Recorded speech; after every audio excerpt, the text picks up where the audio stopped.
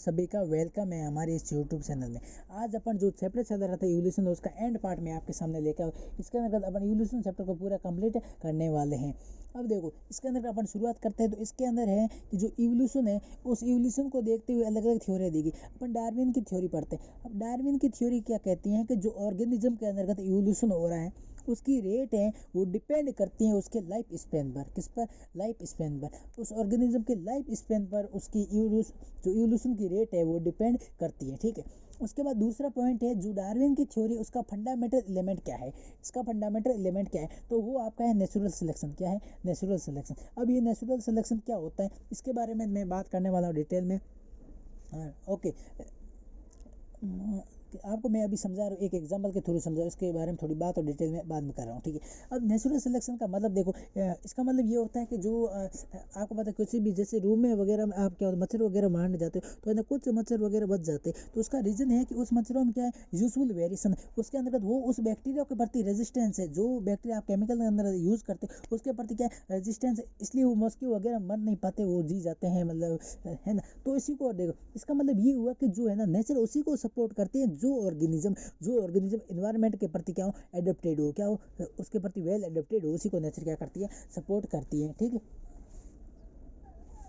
और ओके, ये दो पॉइंट हो। उसके बाद देखो, जो ये हो एक एनवायरनमेंट से दूसरे एनवायरनमेंट पर जा रहे हैं, ये हेरिडिटी की नेचर है। क्या है? हेरिडिटी इन नेचर है। उसके बाद देखो, ये मैंने जो समझाया वो ये। ठीक है।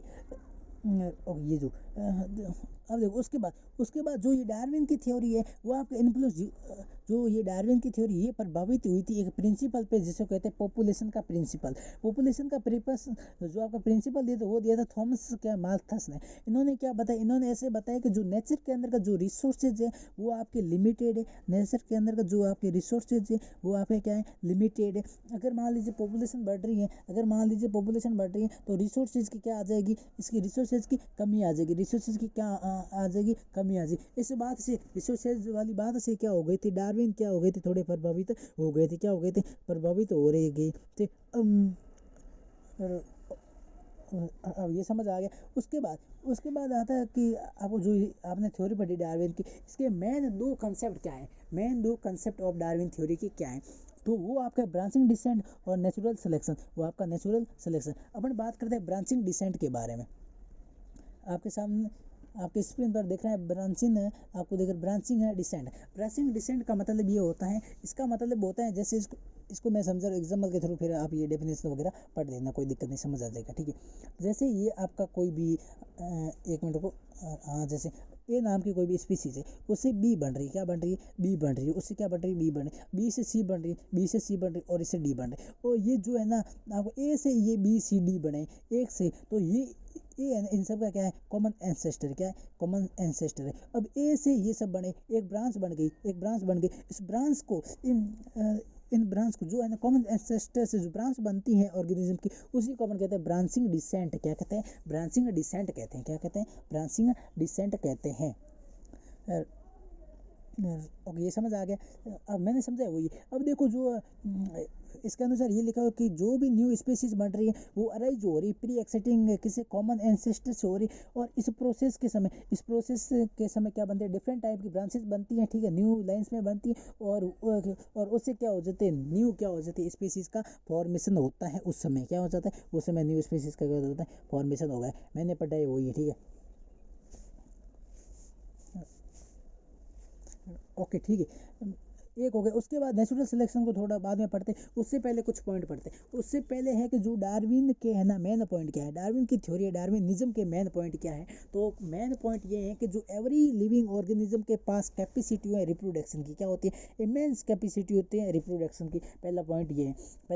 उसके बाद दूसरा है आपको मैंने अभी समझाया, जो नेचर के अंतर्गत रिसोर्सेज क्या है, आपके क्या है, लिमिटेड। क्या है? आपके लिमिटेड। तो जैसे ही आपको मैंने बताया नेचर के अंदर रिसोर्सेज क्या है, लिमिटेड। जैसे ही आपकी पॉपुलेशन बढ़ी, जनसंख्या बढ़ी, तो नेचुरल इसकी कमी आ गई, रिसोर्सेज की क्या आ गई, कमी आ गई, उसकी क्या आ गई, शॉर्टेज आ गई। तो इस रिसोर्सेज की कमी आ गई तो ऑर्गेनिज्म रिसोर्सेज के लिए तो लड़ेगा। ठीक है। फूड शेल्टर के वगैरह के लड़ेगा, उसके लिए संघर्ष करेगी। तो संघर्ष को कहते हैं स्ट्रगल ऑफ क्या, एक्सिस्टेंस, मतलब वो अपने अस्तित्व को बनाने के लिए क्या कर रहा है, स्ट्रगल कर रहा है। ठीक है। दूसरे पॉइंट के लिए। उसके बाद तीसरा पॉइंट है, जो भी न्यू स्पीसीज से क्या एक स्पीसीज से जो भी नई उस स्पीसीज से जो भी मेंबर बन रहे हैं, क्या बने पॉपुलेशन वगैरह हो रही है, वो एक दूसरे से क्या होता है डिफर होती है उसके करेक्टर में, डिफरेंट इन क्या होती है करेक्टर के अंतर्गत क्या होती है डिफरेंट होती है, करेक्टर के अंतर्गत क्या होती है मतलब डिफरेंट होती है, ठीक है। ओके, उसके बाद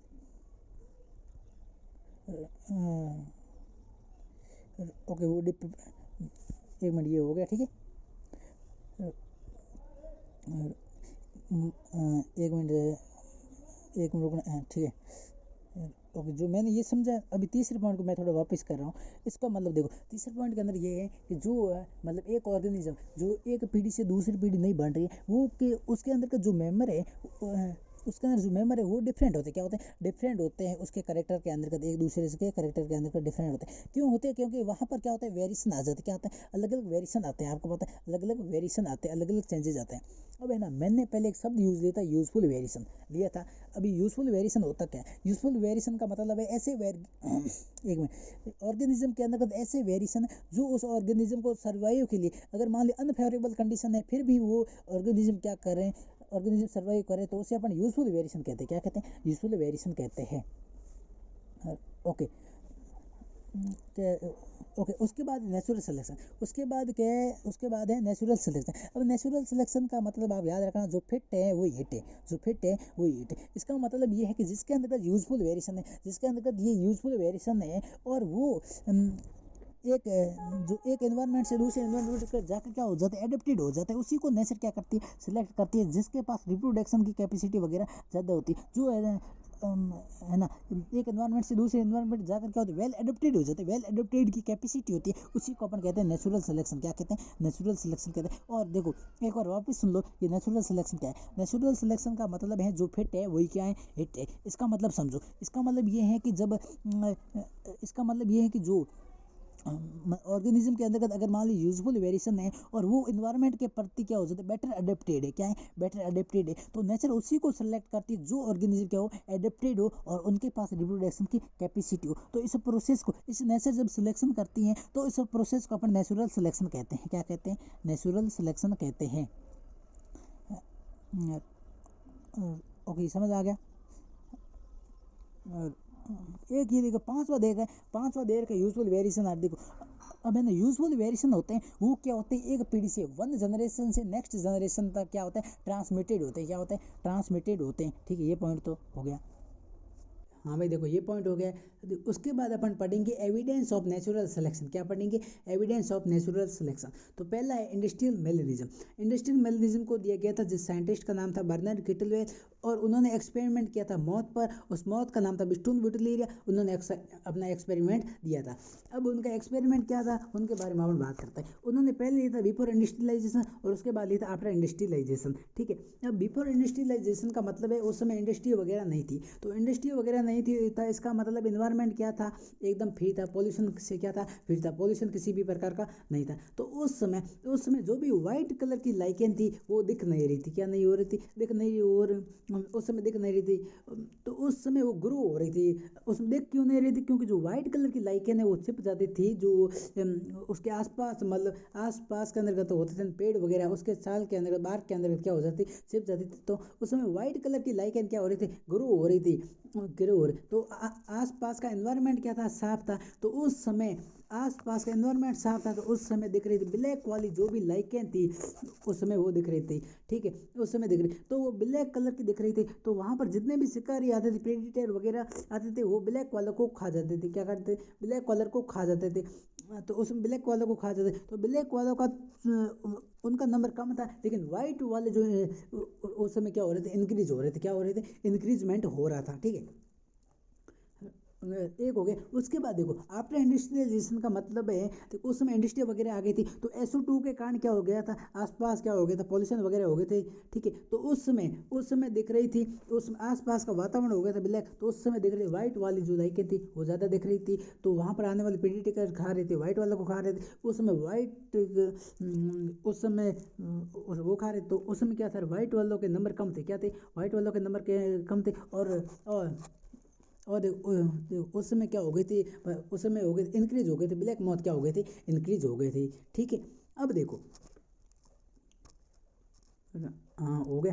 देखो अब अपन बात करेंगे जो मतलब उसके बाद ये टॉपिक, उसके बाद बात करेंगे मतलब कितने टाइप से नेचुरल सिलेक्शन के। अब नेचुरल सिलेक्शन के 3 टाइप है, अपन पहले में एक एक करके अपन बढ़ते हैं, ठीक है। ओके। एक नंबर पे जिसका नाम है स्टेबलाइजिंग सिलेक्शन, स्टेबलाइजिंग सिलेक्शन। अब स्टेबलाइजिंग जो सिलेक्शन है, इसका मतलब देखो, इसका मतलब है कि इसका मतलब है कि जो ऐसे ऑर्गेनिज्म जिसके पास वो यूजफुल वेरिएशन हो, उसके जो इंटरमीडिएट जो भी करेक्टर है उसको क्या करना, उसको सेलेक्ट करना, ठीक है। अब जैसे मान लीजिए ये देखो, आप देख सकते ग्राफ के अंदर का देखो, तो यहाँ से ए से बी तक सी गया। अब ये यहाँ से जो बी है ना, अब आप देख सकते बी का जो है ना मान है ना, जो इसकी जो वैल्यू, इसका जो लेवल है वो थोड़ा बढ़ गया। मतलब मतलब ऑर्गेनिज्म के पास जिसके पास यूजफुल वेरिएशन है उसी को क्या कर दिया, सेलेक्ट कर दिया, ठीक है। एक हो गया। हाँ, एक हो गया। उसके बाद दूसरा है जिसका नाम है डायरेक्शनल सिलेक्शन। डायरेक्शनल सिलेक्शन का मतलब है कि इसके अंदर का नेचर सेलेक्ट करती एक एक्सट्रीम जो फिनोटाइप है ऑर्गेनिज्म को, उसको सेलेक्ट करती है। एक को सेलेक्ट क्यों करती है, क्योंकि उसके अंदर यूजफुल वेरिएशन पाया जाता है। और ये है ना, इस टाइप का जो सिलेक्शन होता है वो एक होता है स्पेशल डायरेक्शन के अंतर्गत होता है ड्यूरिंग इन्वायरमेंट चेंज। इन्वायरमेंट के अंदर जब चेंजेस आते हैं तो ये है ना एक डायरेक्शन के अंतर्गत चेंजेस हो जाते हैं, मतलब एक डायरेक्शन के अंदर क्या हो जाते हैं, शिफ्ट हो जाते हैं। क्या होता है, शिफ्ट हो जाते हैं। जैसे इसको अपन समझते हैं, एग्जाम्पल के थ्रू समझते हैं। इसको अपन एग्जाम्पल के थ्रू समझते हैं। ओके, मैंने अभी बताया था जो है ना, देखो एक मैं बता रहा हूँ, तो वहाँ पर क्या बढ़ गई थी, वाइट कलर की मौत क्या हो गई थी, कम हो गई थी। उसमें वाइट कलर की मौत क्या हो गई, एक में कम हो गई थी, मैंने बताया। तो उस समय ये कम हो गई थी। उस समय ये वाइट वाली जो भी थी वो चेंज हो रही थी ब्लैक के अंतर्गत। किस में हो रही, ब्लैक के अंतर्गत आगे चेंज हो गई। कहने का मतलब है ये है ना, एक है ना ट्रेड्स के प्रति क्या हो गई, एडेप्टेड हो गई। एक ट्रेड्स को क्या मानने लगे, एक ट्रेड्स के प्रति क्या हो गई, एडेप्टेड हो गई। तो इसलिए मतलब जो ये है ना, एक ट्रेड्स जो सिलेक्ट हुआ है ब्लैक कलर वाला, ये है ना सिलेक्शन क्या कहलाता है, इस टाइप का जो सिलेक्शन होता है वो आपको, इस टाइप के सिलेक्शन को कहते हैं डायरेक्शनल सिलेक्शन। क्या कहते हैं, डायरेक्शनल सिलेक्शन कहते हैं। आपका ये पॉइंट क्लियर हो गया। अब देखो इसको जैसे मैं समझाऊँ, ए है ये और ये बी सी है ना, ए प्रकार की। तो ए का जो ट्रेड, मान लीजिए कोई ए ट्रेड्स है, तो ये ए ट्रेड्स को खींच रही है, मतलब एक ही ट्रेड्स को ये खींच रही है। जब इन्वायरमेंट में चेंज आते एक ही ट्रेड्स को खींच के ऊपर ले जा रही है, मतलब ए का मान क्या हो गया, बढ़ गया, मतलब एक ही डायरेक्शन के अंदर क्या हो गई, शिफ्ट हो गई, ठीक है। अब देखो इसके अंदर डिसरप्टिव के अंतर्गत क्या होता है, इसके अंतर्गत क्या होता है, एक एक्सट्रीम सिलेक्शन होता है, कोई भी इंटरमीडिएट मतलब नहीं लेते। जैसे फॉर एग्जांपल की बात करें, देखो मैं इसको एग्जांपल के थ्रू एक समझाता हूँ। इसको एग्जांपल के थ्रू एक है ना एग्जाम्पल, जैसे ए नाम का कोई पक्षी है। ए वो खाता है छोटे बीज खाता है। कैसे खाता है, छोटे बीज खाता है। और बी है वो बड़े बीज खाता है ना। और एक सी है वो है ना, ए भी खाते, वो खा कोई भी खा लेता है। तो ये है ना, अब जो ए बी सी का, अब इसमें है ना एक को सिलेक्ट कर लिया। जैसे मान लीजिए सभी कैसे खाने लग जाते, छोटे खाने लग जाते सभी, है ना छोटे कलर के जो उस टाइप के होते हैं, छोटे टाइप के जो बीज होते हैं, मतलब सीड्स होते हैं, उनको खाने लग जाते हैं। मतलब एक ट्रेड्स को, जो एक है ना, एक ट्रेड्स को क्या कर दिया, फॉलो कर दिया, एक का सिलेक्ट कर दिया, उसे अपन कहते हैं डिसरप्टिव सिलेक्शन। क्या कहते हैं, डिसरप्टिव सिलेक्शन कहते हैं। एक ट्रेड्स को क्या कर दिया, सिलेक्ट, इसलिए क्या एक ट्रेड। और ये जो है ना इस टाइप का डिसरप्टिव सिलेक्शन है, वो अपने नेचर के अंतर्गत बहुत रेयर मिलता है। क्या मिलता है, बहुत रेयरली मिलता है, बहुत रेयर मिलता है। ओके, इसका एक टॉपिक आ रहा है लिमिटेशन ऑफ डार्विन थ्योरी। अब देखो जो डार्विन की थ्योरी है उसकी लिमिटेशन, तो पहली लिमिटेशन ये है कि जो डार्विन ये नहीं बता पाया कि जो ऑर्गेनिज्म के अंदर वेरिएशन आता है वो किस प्रकार से आते हैं, मतलब इनहेरिटेंस किस प्रकार से होते हैं, ठीक है। वो उनके बारे में वो नहीं बता पाया, सोमेटिक सेल और जेनेटिक सेल के वेरिएशन के बारे में, ठीक है। दूसरी बात है कि अकॉर्डिंग टू द डार्विन, अब इन्होंने बताया कि इवोल्यूशन है एक प्रकार स्लो कंटिन्यू प्रोसेस है, डायरेक्ट प्रोसेस है। लेकिन क्या होता है, कुछ के अंदर क्या होता है, न्यू स्पीसीज बन जाती है एकदम से, ठीक है। उनका एक्सप्लेनेशन वो डार्विन नहीं कर पाया। तीसरा कहते हैं कि वो एक्सप्लेन कर रहा था वेरिएशन, उन्होंने कोशिश की वेरिएशन को एक्सप्लेन करने की, तो उन्होंने एक थ्योरी दी जिसका नाम है पेंजेसिस थ्योरी। अब पेंजेसिस थ्योरी के बाद उन्होंने ऐसे बताया कि एक है ना, जो ऑर्गेनिज्म के जो ऑर्गन होता है उनसे एक प्रकार का निकलता है केमिकल, एक प्रकार का केमिकल छोटा निकलता है, स्मॉल पार्टिकल्स निकलता है, जैसे अपन कहते हैं पेंजेसिस। और इनके कारण क्या होता है, ऑर्गेनिज्म के अंदर वेरिएशन आता है, ठीक है।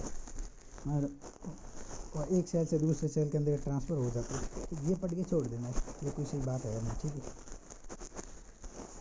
ओके, अब ये हो गया। उसके बाद आती है थ्योरी ऑफ म्यूटेशन। अभी म्यूटेशन की थ्योरी दी थी जिस साइंटिस्ट का नाम है हुगो डी वरिज। क्या है? हुगो डी वरिज। उनकी थ्योरी, उनका एक्सपेरिमेंट था जिसका नाम है यूनिक प्राइमरोज। क्या है? Unique primrose.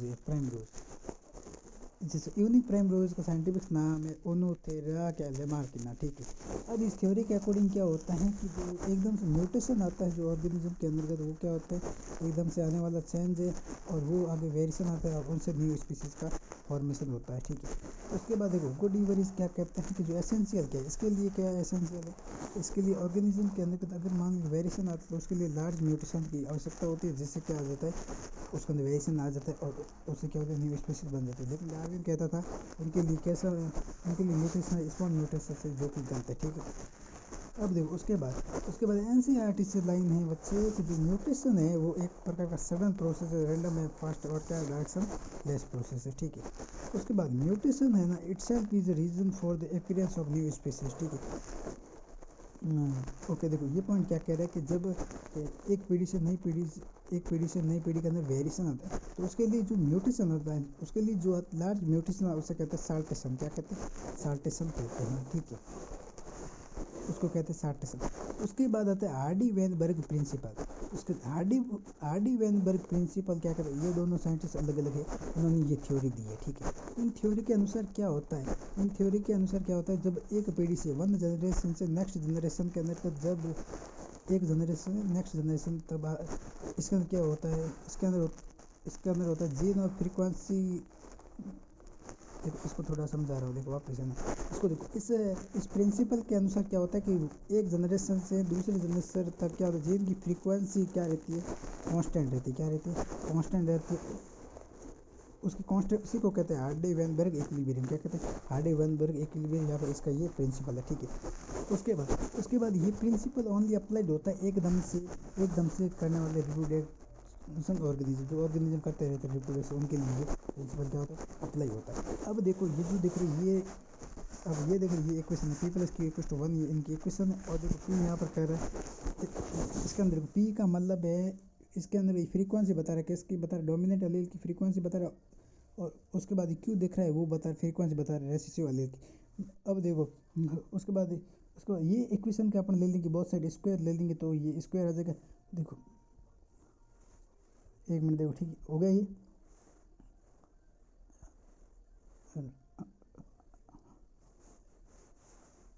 हाँ एक मिनट, ये हो गया। ठीक है। एक पेज,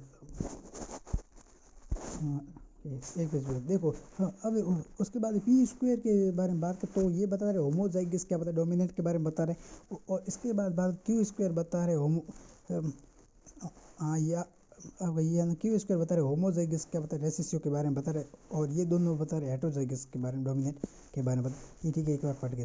और इनसे रिलेटेड इक्वेशन दिया गया है। ठीक है।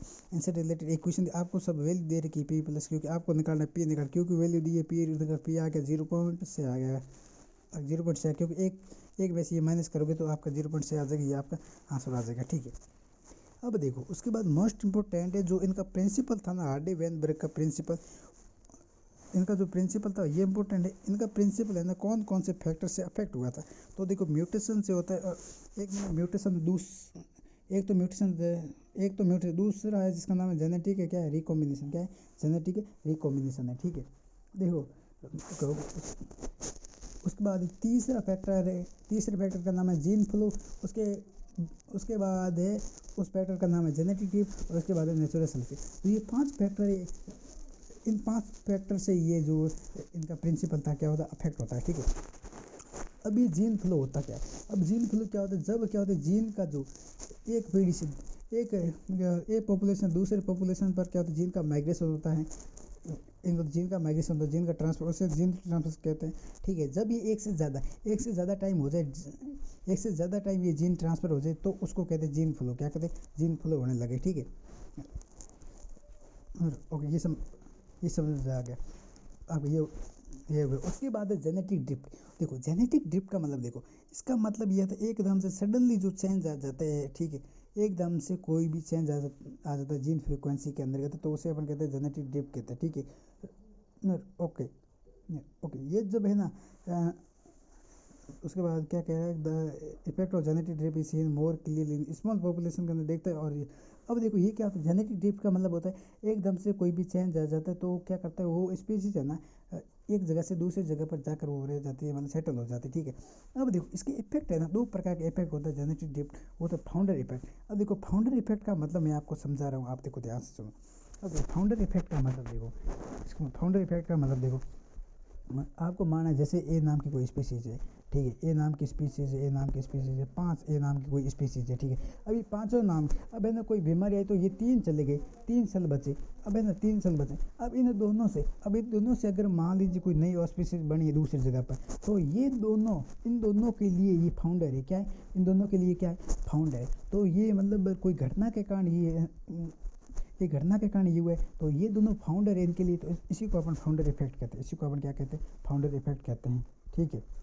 देखो ओके ठीक है, देखो इन्हीं को अपन क्या कहते हैं, फाउंडर इफेक्ट कहते हैं, ये समझ में आ गया, इसी को अपन फाउंडर इफेक्ट है। उसके बाद है बोटल नेक इफेक्ट। बोटल नेक इफेक्ट मैं आपको समझा रहा हूँ। बोटल नेक इफेक्ट का मतलब देखो, जैसे इसको मैं समझ थ्योरी इसकी ये पढ़ी, तो इसको मैं समझ, जैसे ये मान लीजिए ये कोई बोतल है, अब इस बोतल के अंतर्गत मान लीजिए कोई भी रह रहे ऑर्गेनिज्म वगैरह रह रहे, तो एकदम से कोई भी आए, एकदम से कोई भी आ गए, नेचुरल रजिस्टर आ गए, ठीक है, डाइजेस्टर आ गए, इसका मतलब आपदा आ गई, ठीक है। तो ये आपदा आई तो एकदम से कोई सेटल नहीं हो पाए, एकदम से कोई सेटल नहीं पाए, एकदम से कोई जा नहीं पाए, मतलब क्यों नहीं जा पाए, क्योंकि आगे थे नेचुरल डाइजेस्टर।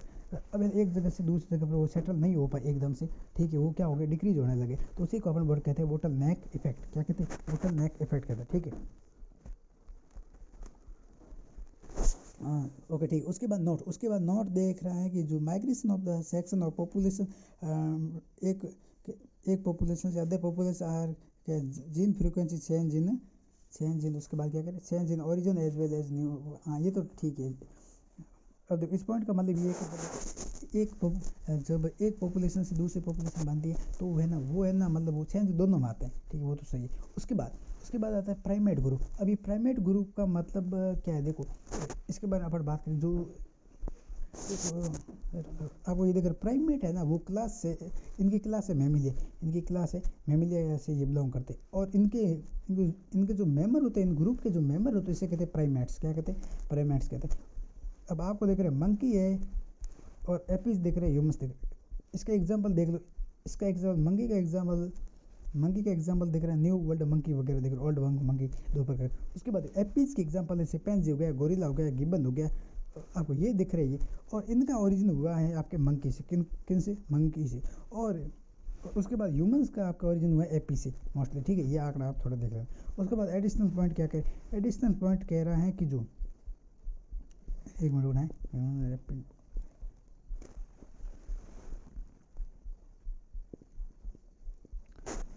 उसके बाद एडिशनल पॉइंट ये कह रहे हैं कि जब ये, आपको पता है जब ये मतलब एक से दूसरे का ओरिजिन हुआ, तो इनके अंतर्गत क्या थे, सेम करेक्टर थे, क्या थे, सेम करेक्टर थे। इसलिए देखो ये टेल इनके अंतर्गत क्या थी, अपसेंट। एपीज के अंतर्गत क्या थी, टेल लगभग मतलब क्या थे, इनके अंदर क्या थे, अपसेंट थी। तो अपन के अंतर्गत, ह्यूमंस के अंतर्गत भी ये देखने को नहीं मिलती, ठीक है। टॉपिक आ रहा है origin and evolution of humans. देखो इसके अंदर क्या होता है, फ्यूसिल शो ये करता जो है ना 15 मिलियन पहले है ना ऑर्गेनिज्म रहते थे जिसका नाम है रामापिथेकस, और उसके साथ एक ऑर्गेनिज्म था जिसका नाम है ड्रायोपिथेकस। वो दोनों अपने अर्थ के ऊपर रहते थे और उनकी बॉडी के ऊपर हेयर थे और वो चलते थे, मतलब किसी तरह गोरिल्ला और चिंपैंजी की तरह वो चलते थे। और इनका ओरिजिन हुआ एपी से, और उनसे क्या उन्होंने क्या बनी, अलग अलग क्या बनी, ब्रांचें बनी, सेपरेट ब्रांचें बनी एपी से। और उसके बाद जो है ना, उसके बाद ये जो एपीज के सिमिलर थे जिसका नाम है ड्रायोपिथेकस, और जो उसके बाद जो सिमिलर थे अपने ह्यूमंस के अंदर उसका नाम है रामापिथेकस, ठीक है।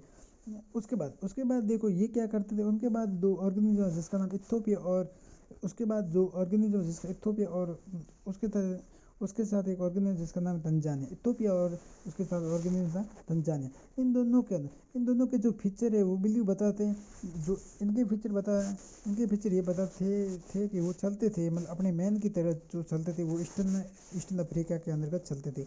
ये बात हमको पता चली 3 से 4 मिलियन ईयर पहले, ठीक है। देखो ओके हो गया।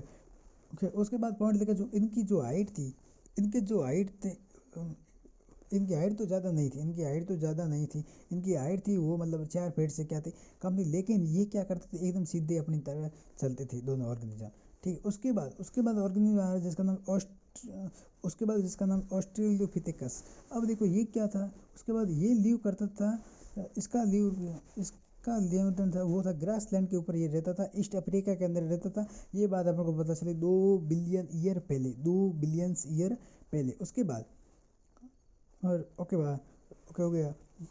उसके बाद ये विशेषता लिखी थी, मतलब उसके बाद ये विशेषता, ये शिकार करता था पत्थरों से, मतलब ये क्या, इसका शिकार कैसे करता था, पत्थरों से करता था, लेकिन खुद क्या था उसके बाद ये पत्थर से क्या शिकार तो करता था, लेकिन खुद कोई भी प्रकार का क्या नहीं खाता था, नॉन वेजिटेरियन नहीं था, वो वेजिटेरियन था। क्या था, वेजिटेरियन था, मतलब वो मांस वगैरह नहीं खाता था, ठीक है।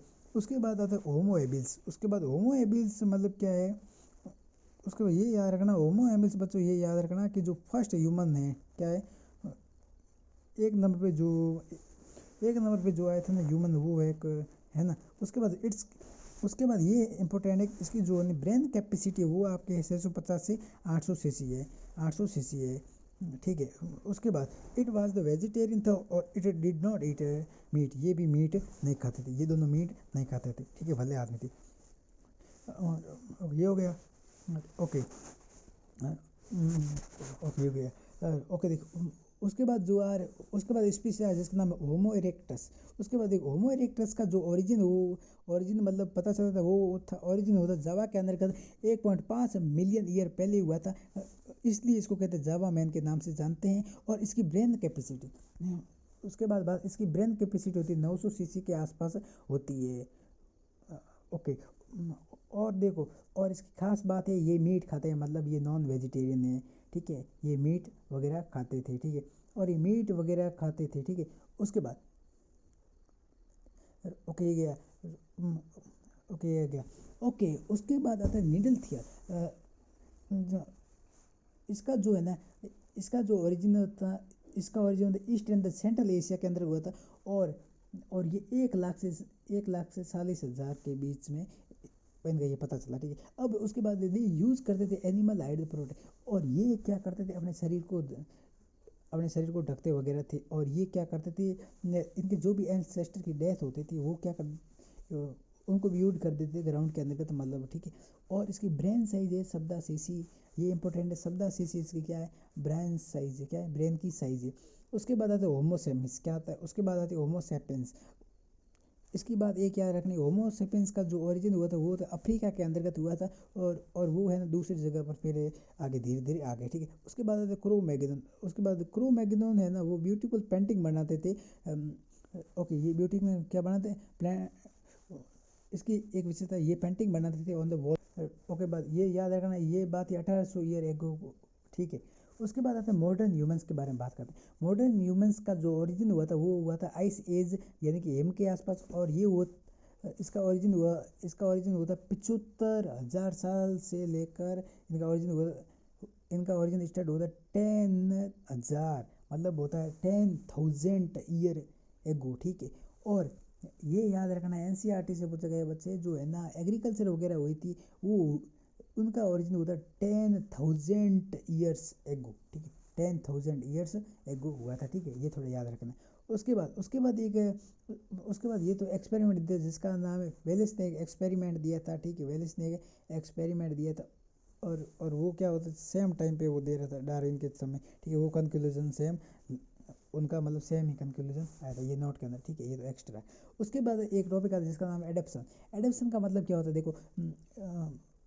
देखो एडेप्शन का मतलब होता है ऑर्गेनिज्म जब है ना एक इन्वायरमेंट से, मतलब क्या होता है पर्टिकुलर इन्वायरमेंट से जाकर दूसरे इन्वायरमेंट पर जाकर क्या हो जाते हैं, मतलब वो सेटल हो जाते हैं, तो ठीक है, वो क्या होता है उन दोनों से क्या हो जाता है, डिफरेंट ट्रेड्स वगैरह आ जाते हैं, मतलब वो क्या होते हैं कुल मिला के टोटली चेंज हो जाते हैं, और वो उस इन्वायरमेंट के प्रति क्या होता है एडेप्टेड हो जाते हैं। तो इस प्रोसेस को कहते हैं एडेप्टेशन, क्या कहते हैं, इस प्रोसेस को कहते हैं एडेप्टेशन कहते हैं, ठीक है,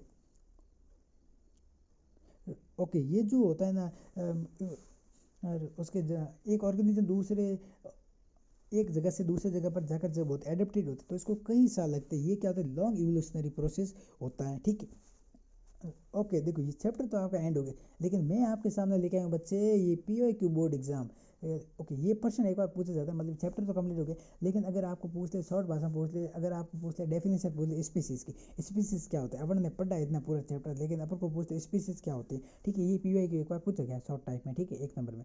तो देखो स्पीसीज का मतलब होता है जब क्या होते हैं, इसका मतलब स्पीसीज का मतलब होता है जब क्या होता है अलग अलग प्रकार की स्पीसीज बनती है सेम ही काइंड से, ठीक है, जब होती है अलग अलग प्रकार की स्पीसीज बनती है, मतलब एक एंसेस्टर से, मतलब एंसेस्टर से जब बनती है नई स्पीसीज बनती है, मतलब क्या होता है नई क्या जनरेशन आती है। देखो एक ऑर्गेनिज्म से जब नई जनरेशन आती है